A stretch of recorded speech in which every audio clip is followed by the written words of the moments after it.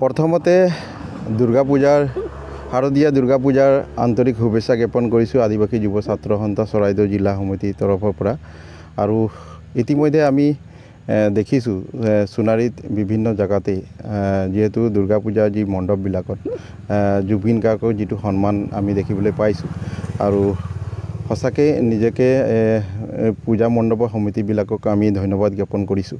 আৰু আমি এটা কথা আহ্বান জনাওঁ, যিহেতু আমি পৰৱৰ্তী সময়ত দুৰ্গা পূজাত আমি দেখিবলৈ পাওঁ, যিহেতু ৰাতিত সাংস্কৃতিক সন্ধিয়া বা শিল্পীসকলক মাতি যিহেতু সাংস্কৃতিক সন্ধিয়া প্ৰগ্ৰাম কৰে আৰু উচ্চ চাউনেৰে গীত মাত বজায়। তো আমি আহ্বান এটা জনাইছোঁ, যিহেতু আজি 10-11টা দিন হৈছেহে জুবিন গাৰ্গ আমাৰ মাজৰ পৰা বিদায় ল'ল।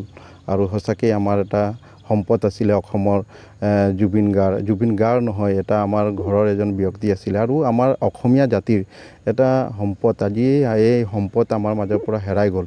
আৰু তাৰ প্ৰতি মানে সকলো চিন্তা কৰি যিহেতু ৰাতি আমি ভাবোঁ কোনো ধৰণৰ গীত মাত হওক বা ওখ চাউনেৰে যাতে নবজায়, তাৰ প্ৰতি মানে দুৰ্গা পূজা উদযাপন সমিতিসকলে দৃষ্টিগোচৰ ৰাখক, তাৰ প্ৰতি আমি আহ্বান জনাইছোঁ।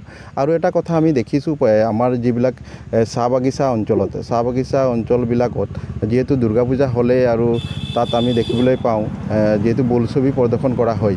তো আমি বাগিচাবিলাকত যিবিলাক দুৰ্গা পূজা কৰে সেইসকল সমিতিবিলাককো আমি অনুৰোধ জনাইছোঁ, যিহেতু যিবিলাক বাগিচা বোলছবি প্ৰদৰ্শন কৰে সেইসকল যাতে কোনো পধ্যেই কোনো কাৰণতেই এই বছৰ যাতে বোলছবি প্ৰদৰ্শন নকৰে, তাৰ প্ৰতি আমি আহ্বান জনাইছোঁ।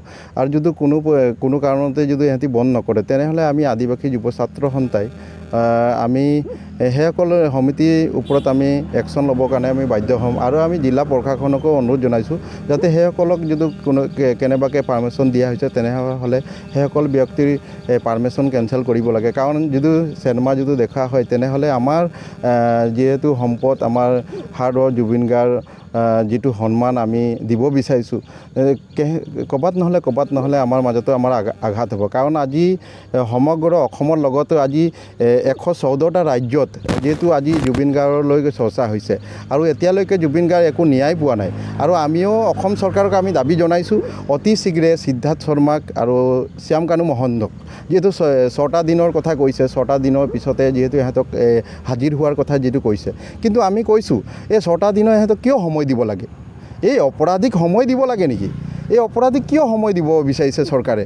তাতেই আমাৰ প্ৰশ্ন উঠিছে। কাৰণ এটা যিটো সাধাৰণ যদি মানুহ হোৱাহেঁতেন তেনেহ'লে সেইসকল ব্যক্তিক মানে গ্ৰেপ্তাৰ কৰি জেললৈ প্ৰেৰণ কৰি দিয়ে। কিন্তু আজি ইমান ডাঙৰ এটা ঘটনা হ'ল, আজি ছিংগাপুৰত সেই দুজনৰ ব্যক্তিৰ কাৰণে আজি যিহেতু জুবিন দা যাবলগীয়া হ'ল।